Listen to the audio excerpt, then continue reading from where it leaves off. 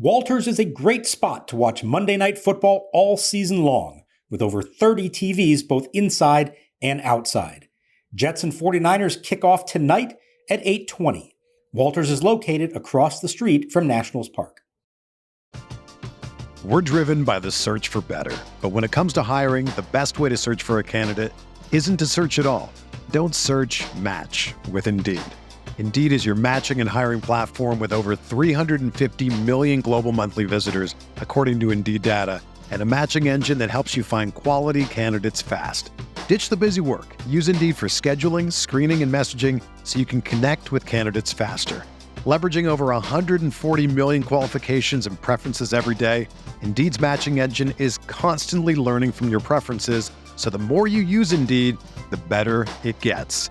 Join more than 3.5 million businesses worldwide that use Indeed to hire great talent fast. And listeners of this show will get a $75 sponsored job credit to get your jobs more visibility at Indeed.com/Blue Wire. Just go to Indeed.com/Blue Wire right now and support our show by saying that you heard about Indeed on this podcast. That's Indeed.com/Blue Wire. Terms and conditions apply. Need to hire? You need Indeed.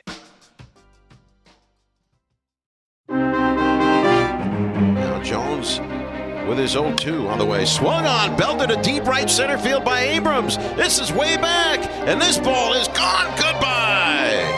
A game leadoff home run for CJ Abrams, his 19th of the year.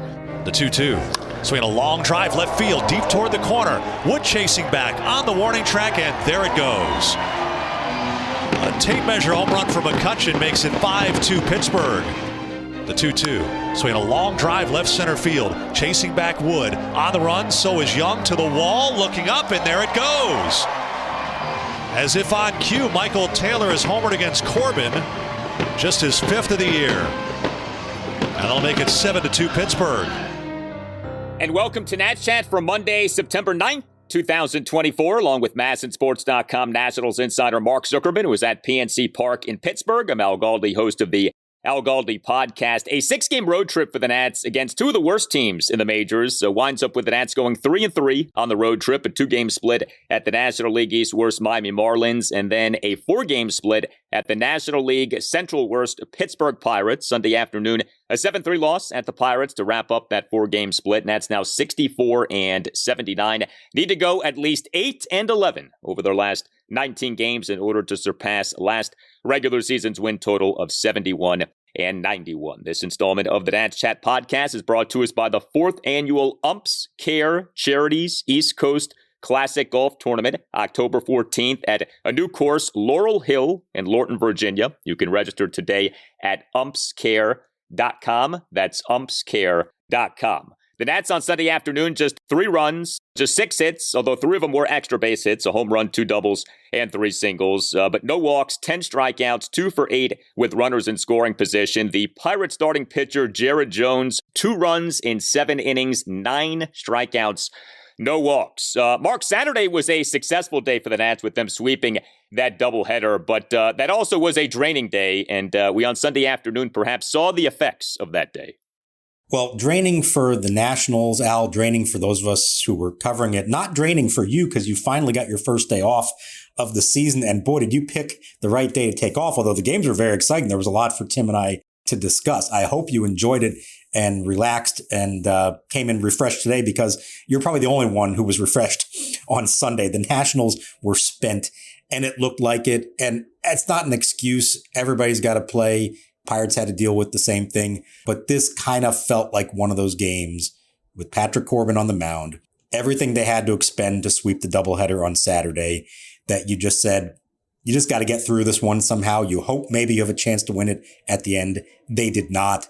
I wouldn't read too much into how this one went. This was a game that we have seen a good number of times over the last few years. Well, just so you know, I was prepared for a 12-11, 13-inning classic on Sunday afternoon, so I was disappointed by the nature of this game. But hey, such is life. It was very nice to see how this game started. A CJ Abrams home run. I was so happy to see that. I hope like heck, we all hope like heck, that is a sign of what is to come. So interestingly, he was the Nats starting shortstop and number one batter for each of the 3 games in this series that he played in. Remember, he did not play in game 1 due to his recent struggles. Abrams on Sunday afternoon, 1 for 4 with a solo homer. He and the Nats 1 first, had a leadoff homer on a well-hit homer to right center field on an 0-2 pitch for a 1-0 Nats lead. The homer going a projected 416 feet per Statcast. His first home run since August 20th. Now, he did not do much in the doubleheader on Saturday, but look, at this point, you're searching for anything that can maybe be an indication that he's getting going, and that was an impressive home run. So maybe, just maybe, that is something upon which CJ Abrams can build. Look, it was an 0-2 pitch, a breaking ball. We know he's had struggles with that. He hit it not really just down the line. He hit it to deep right center with a lot of authority, and he did it against really one of the best young pitchers in the game. And I know Paul Skeens gets all the attention. Jared Jones is right there with him in terms of stuff and what the Pirates hope he can be to form a really potent 1-2 tandem for years to come. So that was a great sign for him to start the game. Now, the next couple of bats, not as good from him. I feel like in the last couple of months, every time he hits a home run, we say to ourselves, okay, boy, he needed that one. Maybe this will be the one that gets him going again. And it hasn't to this point. The hope would be that this is not the case. He talked a little more confidently after this one about the work he's been doing in the cage, feeling like he may be finding some things and allowing himself to be in a better position. But the proof will be in the results when he gets back out there on Tuesday and over the final, 3 weeks of the season. He's got to come through with quality at bats for them. And, hopefully this isn't a one-off for him and he does finish the season strong. It's interesting to me that Davey Martinez has essentially forced Abrams back into that leadoff spot. That Abrams, off having been demoted for a little while because of the struggles, now has been put back into that number 1 spot. And I guess it's just Davey trying to recreate the magic of late last season when putting Abrams into that number 1 spot coincided with Abrams really taking off. But, we see guys go up and down Davey's lineup all the time. Dylan Cruz is going pretty well. He's been buried in the 7th spot here lately. But Davey is sort of giving Abrams the reward before the performance here in putting him back in that number 1 spot. So I do think it was interesting the way that Davey managed this series from a lineup standpoint. Now, the thought process behind it was putting Abrams back in the leadoff spot because he felt like he was facing fastball throwers, starters who were going to come at him with high heat. And that's really where Abrams' better swings have come lately, off fastballs and less off of breaking balls and off speed stuff. So I think there was rationale behind it. It certainly worked in the first inning against Jones, although, as I said, that was a breaking ball. And then moving Cruz down, I did think was interesting. That's not going to be the plan for long, but I think there was a feeling of he's had a lot of attention on himself here in his first week in the big leagues, a lot of pressure on him, maybe feeling it a little bit. Let's move him down into a spot that there's less on him to try to set the tone right away as the leadoff guy. I think we will see over the next week both of them back into the 1 and 2 spots in one order or the other. And you would love to see that come together for them well. But I think it was kind of specifically to the matchups with Abrams and trying to take a little pressure off Cruz here this weekend. Cruz on Sunday afternoon as the Nats starting right fielder and number 7 batter 0 for 3 with a strikeout. Look, no Nat had more than 1 hit in this game. Abrams had the solo homer. Jacob Young had an RBI single. That was good to see. Keibert Ruiz had another double. Boy, Keibert Ruiz has been a yo-yo lately with his offensive performances. Obviously struggled for so much of this season. Then was going well. Then struggled over like a 5-game stretch. And now in September has an OPS of 1,096. Keibert Ruiz over the 4 games in this series, 5 for 14, 3 doubles, 2 singles, and a walk. So, we'll have the conversation again here, but he's looked better lately. If he can sustain this, maybe he can do as we all want him to do, which is end his season in a good way. Yeah, and he's hitting the ball hard again. So these are not cheap base hits. This isn't him just flaring a soft liner to the opposite field. He's hitting the ball hard on a line to the pull side. I mean, that was almost a home run here in this game off the wall for the double. All weekend, you saw good contact like that. Also ran the bases well. Yes, Keibert Ruiz ran the bases well all weekend. Go figure that. We keep thinking, okay, here it is. And it's been better. It hasn't necessarily been consistent. But I do think at the end of the season, we're going to look back and say it wasn't as bad as it felt, especially in the first half, that he did salvage it, that there were better at-bats, better production from him. Not enough. There's still a lot of work for him to do this winter to come back next year and have some pressure on him to perform better next year. But as bad as it looked, I mean, he was one of the worst hitters in baseball for the first 2 months of this season. I don't think that's who he is right now. I think he has managed to get himself into a much better spot. And I think defense has been better for him as well. It's just the final totals at the end of the season are still going to look bad because the start to the season was so bad. I just would like to see him have like a great month. You know, he has not done that in such a long time. Eddie Rosario had a great month this season. Okay. Like Keibert Ruiz should be able to have a great month. So I hope that he does do that in September. The 4th annual Umps Care Charities East Coast Classic Golf Tournament is taking its talents to a new course, Laurel Hill in Lorton, Virginia, on Monday, October 14th. Register today at umpscare.com. Proceeds will support the delivery of 100 Build-A-Bear furry friends to kids at Children's National Hospital. Again, register today at umpscare.com. Hey, Al Galdi here to tell you about the latest great offer from Window Nation for listeners of the Nats Chat podcast. 2 free windows for every 2 windows that you buy, plus pay nothing with no interest for 2 full years. If you have been thinking about getting new windows, now is the time. Get with Window Nation, 866-90Nation or windownation.com and tell Window Nation that you want the deal that you heard about from Al Galdi on the Nats Chat podcast. September has arrived. A great time to replace your old inefficient windows with energy-efficient windows from Window Nation. You can get a free, no-obligation quote from Window Nation right now. Contacting Window Nation and seeing what new Window Nation windows would cost you costs you nothing, obligates you to nothing. 866-90Nation or windownation.com and take advantage of the great offer for listeners of the Nats Chat podcast. 2 free windows for every 2 windows that you buy, plus pay nothing with no interest for 2 full years. 866-90Nation or windownation.com. That's 866-90Nation or windownation.com. And tell Window Nation that Al Galdi sent you. Hey, Nats Chat, want to tell you about Mint Mobile's premium wireless package starting at $15 a month when you purchase a 3-month plan. All plans come with high-speed data and unlimited talk and text delivered on the nation's largest 5G network. To get this new customer offer and your new 3-month premium wireless plan for just $15 a month, go to mintmobile.com/natschat. That's mintmobile.com/natschat. Cut your wireless bill to $15 a month at mintmobile.com/natschat. $45 upfront payment required. New customers on first 3-month plan only. Speed slower above 40 gigs on unlimited plan. Additional taxes, fees, and restrictions apply. See Mint Mobile for details. Now the pitch. Swinging a drive to the gap in left center. A bullet off the bat of Chaparro. That's going to roll all the way to the bullpen fence. Wood around third being waved home, and he will score without a play. He scores standing on a booming double to left center for Chaparro. So his first hit of the day. That's hit 2 balls hard here to start the 9th inning. That's a good feeling. And for Chaparro, his 14th run batted in, his 9th double in 23 games as a National. Andres Chaparro may well be having a great month. This guy continues to produce. You know, if I said to you, who is the Nats MVP of this series, is it not Andres Chaparro? I mean, he was impactful in every game in this series, and he on Sunday afternoon comes through once again. Chaparro as the Nats starting designated hitter and number 3 batter, 1 for 4 with an RBI double. Did strike out twice. He does strike out a good bit, and we know, he's not getting on base at a great rate, but he's hitting for power. And Chaparro in what was a Nats 1-run 9th RBI double to the left center field gap to cut the Nats deficit to 7-3, despite having been down at 1.02. You look at what Chaparro did in this series. Game 1, 1 for 4, 2-run homer, bases loaded, hit by pitch.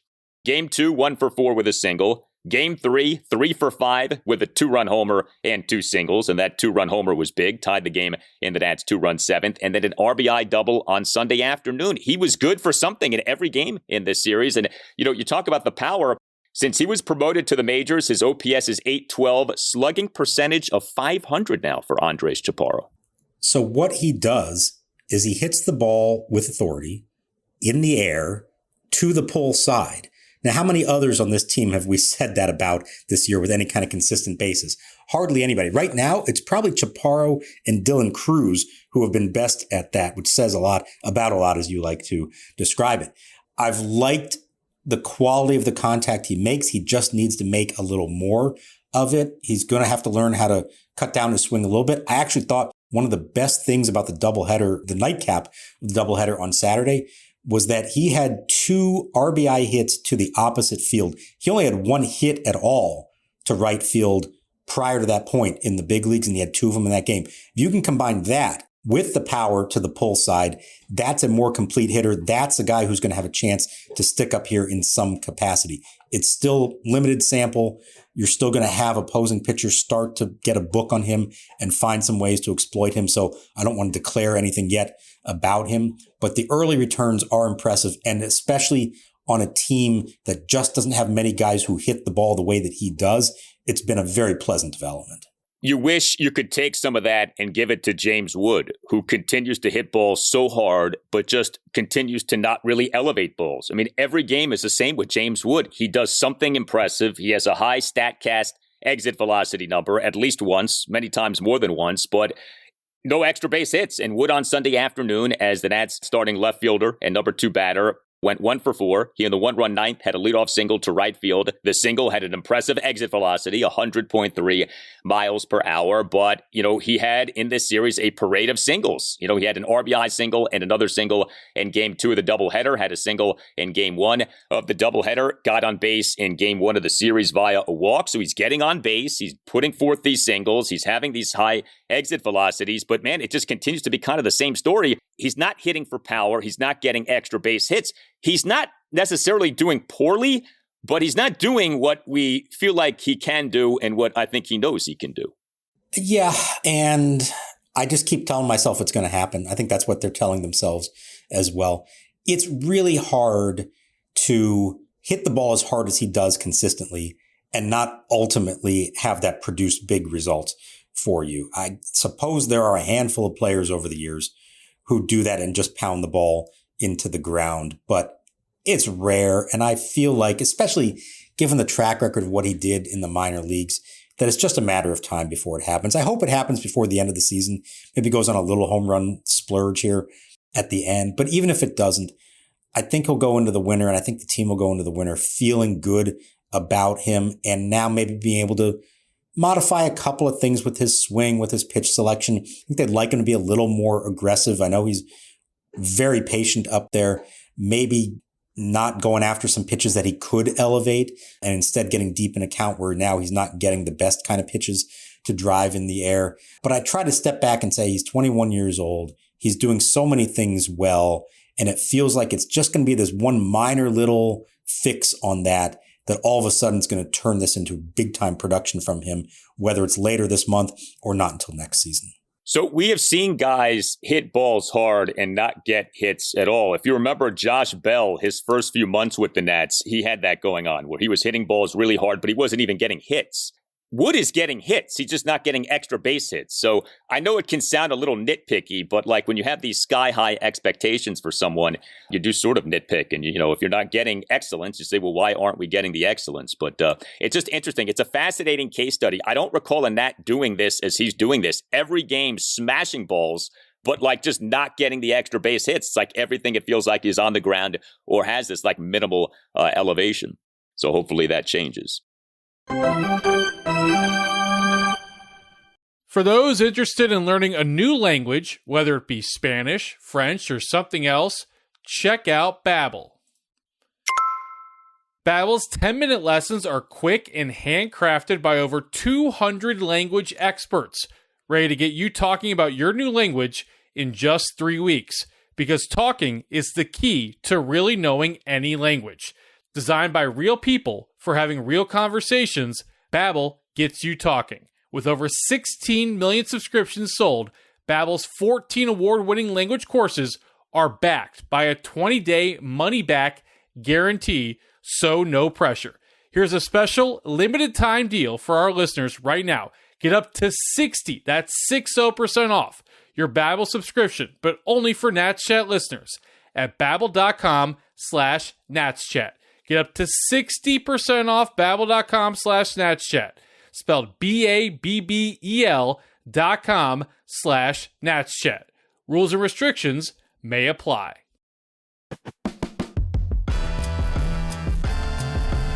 What's up, everybody? It's Heisman Trophy winner Matt Leinart. I've got a podcast called Throwbacks with actor Jerry Ferrara, where we'll be talking all things sports, but also so much more. We'll give you the behind-the-scenes stories from my days as the quarterback on an iconic college football team to Jerry's days as a star on an iconic TV series. So subscribe to Throwbacks wherever you download your podcasts and follow us on all social media at Throwback Show.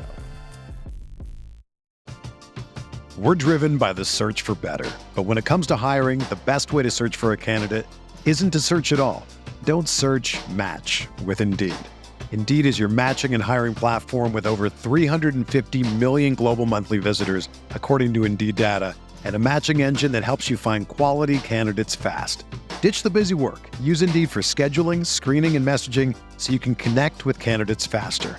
Leveraging over 140 million qualifications and preferences every day, Indeed's matching engine is constantly learning from your preferences, so the more you use Indeed, the better it gets.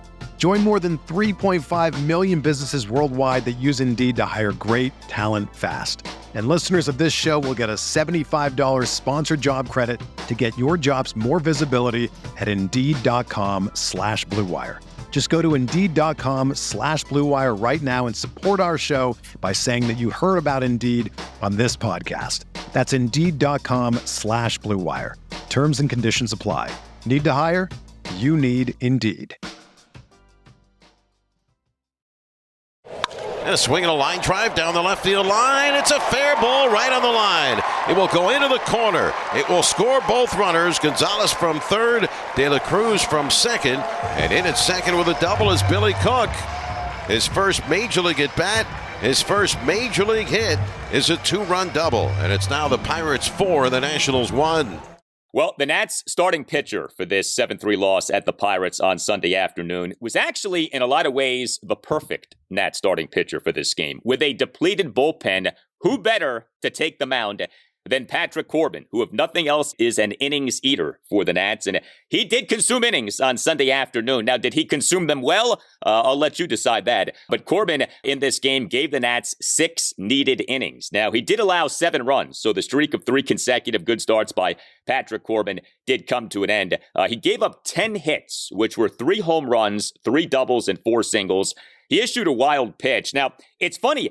He had these good peripherals during the stretch of 3 consecutive good starts. He actually had some good peripherals in this game. I know he gave up 7 runs in 6 innings and 10 hits, but he had 5 strikeouts versus no walks. He threw a lot of strikes, 102 pitches, 69 strikes, 33 balls. But he got hit in this game, and I mentioned him giving up the 3 homers. One of them was by ex-Nat Michael A. Taylor, what was a milestone homer for Michael A. Taylor. So Taylor led off the bottom of the 6th with a home run to left center field for a 7-2 Pirates lead. The homer was Taylor's 100th career Major League regular season home run, went a projected 419 feet per StatCast, and happened despite Corbin having had Taylor down in the count at 1.02. So Corbin did what he was supposed to do, 8 up innings. Like I said, did he do them well? Well, that's another story. But if nothing else, the Nats got from Corbin what they needed from a standpoint of him just not making it so that the bullpen had to be overworked in this game. Right. And I think, whether he would admit it or not, that Davey Martinez's management of the bullpen late on Saturday was probably done in some ways with it in his mind that he knew that Patrick Corbin was starting on Sunday. If it's one of the kids and you're worried about how much you can truly count on them, or what if they have a, 38 pitch first inning and now you got to think about pulling him, maybe you aren't as aggressive with your relievers as you were on Saturday night. So in this case, knowing that Corbin was starting, he went for broke Saturday, won the game, swept the doubleheader, and now you take the mound today and you say, okay, Patrick, you're giving us 100 pitches one way or the other. We hope that there are 100 quality pitches. We hope that leads to at least 6, maybe even 7 innings, and we hope at the end of all that, we still have a chance to win the game. Well, he gave him the 100 pitches. He gave him the 6 innings. He did not give him a chance to win because he gave 4 runs in the first, 3 more after that. And as you said, the home runs really were the killer. This was not the same guy we saw the last 3 starts. The stuff was not as crisp as he said. The cutter definitely did not have the same bite on it that it did in the previous ones, and he paid the price for it. But I feel like his legacy beyond what he did on Game 7 of the 2019 World Series, his legacy may very well just be that he took the ball every fifth day, gave them innings at a time when they needed somebody to do that. And no, that's not worth $140 million. But thank God nobody else had to do that in this game. And thank God they didn't have to burn up 5 relievers to do this. So I guess you just sit back and appreciate that he did what he's now paid to do on this team and will only be paid to do 3 more times before the season and his contract expire. The Nats do have the off day on Monday, so that'll help the bullpen. Yet you do wonder, like, what if DJ Hers had been the Nats starting pitcher on Sunday afternoon? Then what? Because you know that Davey would not have pushed Hers or allowed Hers to stay in the game the way that Davey did with Corbin. It's so funny the way Davey manages the other pitchers in this rotation versus Patrick Corbin. It's like 2 different managers. I mean, there's like this totally different set of rules for Corbin, and you understand why. But like Davey would never allow any other pitcher in this rotation to stay in a game when he's given up 7 runs in 6 innings like that. And yet that's what happened with Patrick Corbin. And at the very least, he can give you that at this point. The Nats bullpen on Sunday afternoon was good. 2 relievers combined for 2 scoreless innings. Zach Brixey, scoreless bottom of the 7th, and Eduardo Salazar, a scoreless bottom of the 8th. It's funny with the bullpen in this series, bad in each of the first 2 games, but quite good over the final 2 games. I mean, really good work in Game 2 of the doubleheader, and then, solid, if unremarkable work on Sunday afternoon. Yeah, thankfully they were able to go to 2 guys who did not appear at all on Saturday. I was glad to see Brixey after that shaky debut come back and look, solid in this one, starting to get a little more comfortable at the big league level. I know Tim and I talked about it. We didn't get a chance to talk about what they did on Saturday. It was remarkable. 4 guys pitching both ends of a doubleheader. I didn't think I'd ever seen it before, and it's true I hadn't, because no big league team had done that in 10 years. The Nationals had never done it themselves in their existence. So Derek Law, Kyle Finnegan, Jacob Barnes, and Robert Garcia, that was extreme overtime that was asked of them. And I know they weren't all perfect, but they did what they had to do to win those 2 games.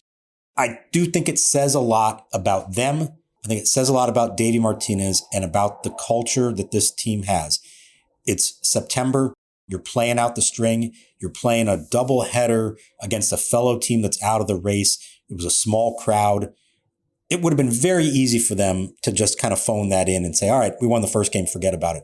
And instead, they were legitimately fired up to sweep that doubleheader. That meant something to them. Now, maybe they paid the price for it on Sunday, but I give them all a lot of credit that as much as we scoff sometimes at the boys battling and everything like that, they do show it more often than not. And I do think it matters to them. And maybe someday down the road, that will pay off, that they've established this culture, especially for the young guys who've seen the example set for them, that maybe it'll make a difference for them when they really are playing games that matter. Well, and on Saturday night, it was not just 6 relievers pitching, with 4 pitching for the second time that day, but 9 combined strikeouts from those 6 guys. Like, they were dominant in a lot of ways in that outing. And, I think about Finnegan. He was bad in Game 1. He came back and was excellent in Game 2. There's something to be said for that. He's not in a great place right now, but he responded to the bad outing in Game 1 by being excellent in the win in Game 2. So the Nats, like I said, get the off day on Monday. And then next up is a 2-game series against the Atlanta Braves at Nationals Park. A Game 1 Tuesday evening at 6:45. Mackenzie Gore will be the Nats starting pitcher. We'll see if he can continue his recent good pitching. And Game 2 Wednesday evening at 6:45. Jake Irvin will be the Nats starting pitcher. We'll see if he can get his act together off some recent struggles. But Gore and Irvin going for the Nats against the Braves. 8-11 to surpass last season's win total. That seems doable, but as we have said, not a guarantee. So, you can't just relax quite yet when it comes to surpassing that 71 win mark. I think the key is the 4-game series with the Marlins that comes up next after the Braves series. That may be a must-sweep situation, or at least 3 out of the 4. And then it may come down to the final series against the Phillies, who by then may have already clinched whatever they need to clinch. And so maybe they're resting guys and not taking that last weekend as seriously. I imagine if that happens, the Nats will take that last weekend seriously and try to push to get what they can. It's going to be close, but I think they are going to give themselves a chance at least to get to 72.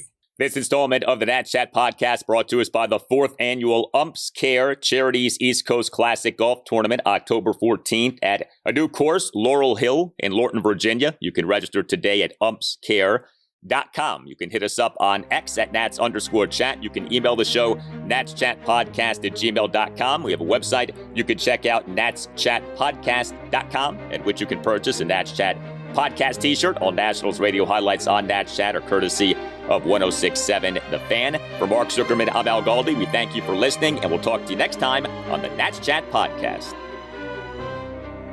Join us at Walters on Friday, October 4th for our end-of-season podcast party. The evening is scheduled from 6:30 to 8:30 p.m.